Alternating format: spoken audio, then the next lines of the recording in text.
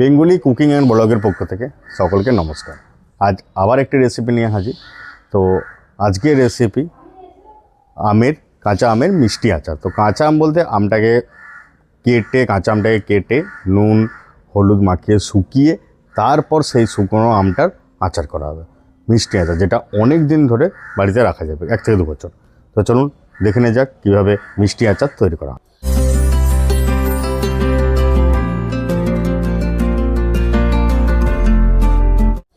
তো কাঁচা আমের টক ঝাল মিষ্টি আচার করার জন্য প্রথমে আমরা মশলা বানিয়ে নিতে হবে। সেটাতে দিচ্ছি আমি মৌরি, ধনে, অল্প পরিমাণ সরষা, গোটা জিরে, শুকনো লঙ্কা। এটা শুকনো কড়াইয়ে ভালো করে ভেজে নিয়ে মশলাটাকে ডাস্ট করে নিতে হবে। চলুন সেটা আমি করে নিই।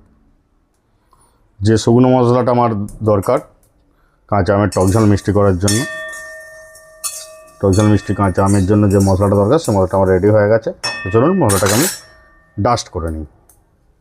জন্য যে মশলাটা সেটা রেডি হয়ে গেছে। চলুন নেক্সট স্টেপ। তো আমি এখানে 1 কেজি আমকে কেটে নুন হলুদ মাখিয়ে শুকিয়ে রেখেছিলাম, সেই আমটার আচারটা করবো। ওই জন্য এই দেখুন 1 কেজি আমকে কেটে যে শুকিয়ে রেখেছিলাম সেটা। তো আমি এখানে 1 কেজি আমকে শুকিয়ে রেখেছিলাম, তার মতন 50 গ্রামের মতন আমি তেল নেবো। এটাতে সরষের তেল। তো চলুন তেল গরম হোক। তো তেল গরম হয়ে গেছে, আমি এখানে দেবো সামান্য একটু 5 ফোড়ন আর একটা তেজপাতা থেকে 2 পিস করে নিয়েছিলাম। দেখুন হয়ে গেছে। এরপর আমি যে শুকনো আমগুলো ছিল সেগুলোই তেলের মধ্যে দিয়ে দেবো।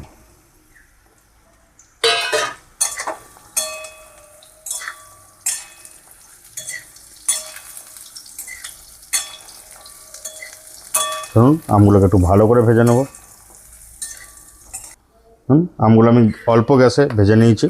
এরপর আমি দিয়ে দেবো এখানে চিনি পরিমাণ মতো, যেরকম মিষ্টি খেতে পছন্দ করেন সেরকম অনুযায়ী চিনি দিয়ে দেবেন।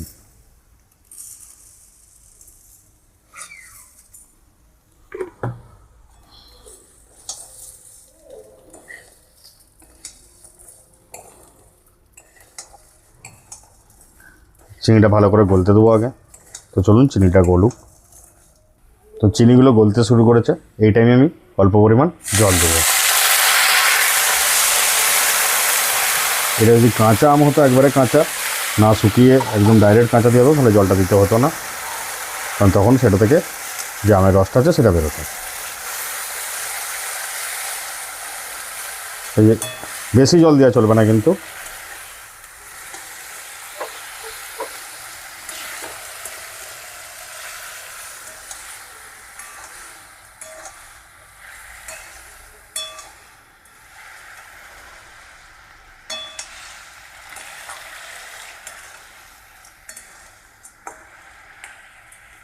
দেখুন জলটা দেওয়ার পর গ্যাসটাকে কমিয়ে দিয়ে এইভাবে ঢাকা দিতে পারেন, না দিতেও পারেন। এইভাবে মানে হালকা গ্যাসে অনেকক্ষণ রাখতে হবে, যাতে আমের ভিতরে যে চিনির মিষ্টি ভাবটা এটা ঢোকে, তার জন্য।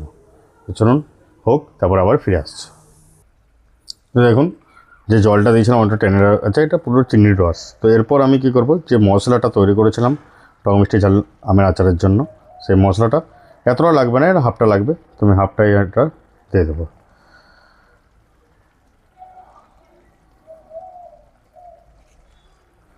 এবং ভালো করে এটা মিক্স করে নেব।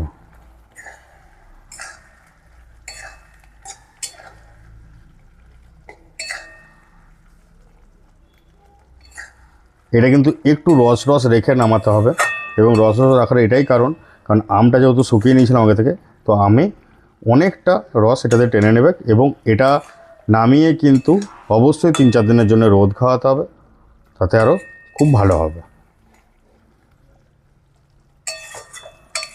দেখতে পাচ্ছেন রস একদম নেই হয়ে গেছে।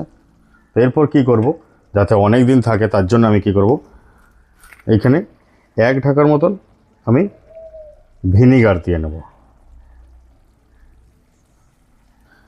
ভিনিগার দিয়ে নিলাম, ভালো করে মিক্স করে নেব।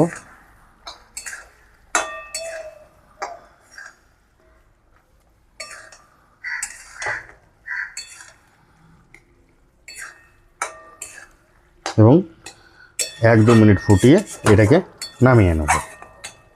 অবশ্যই বাড়িতে কিন্তু দেখুন এইভাবে করলে কিন্তু এই যে আমটাকে শুকিয়ে আমি করলাম, এটাতে করলে কি হয় না টাইম কম লাগে এবং টেস্টটা একটু আলাদা রকম হয়।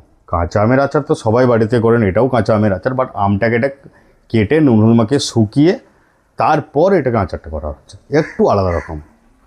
তো অনেক রকমই তো করেছেন, না হয় একবার এটা এরকম করে ট্রাই করে দেখুন, আশা করি ভালো লাগবে। তো সকলকে অসংখ্য ধন্যবাদ আমার এই কাঁচা আমের টকঝাল মিষ্টি আটাটি দেখার জন্য এবং বাড়িতে বানাবার জন্য। তো অবশ্যই যারা যারা বাড়িতে বানাচ্ছেন তো তারা বানানোর পর কেমন লাগলো না লাগলো অবশ্যই কমেন্টে জানাবেন। তো চলুন, আমার আচার কমপ্লিট, এবারে গ্যাস আমি অফ করে দেবো। আর অবশ্যই কমেন্টে কিন্তু জানাতে ভুলবেন না। আর সকলকে অসংখ্য ধন্যবাদ, আবার দেখা হচ্ছে নেক্সট ভিডিওতে।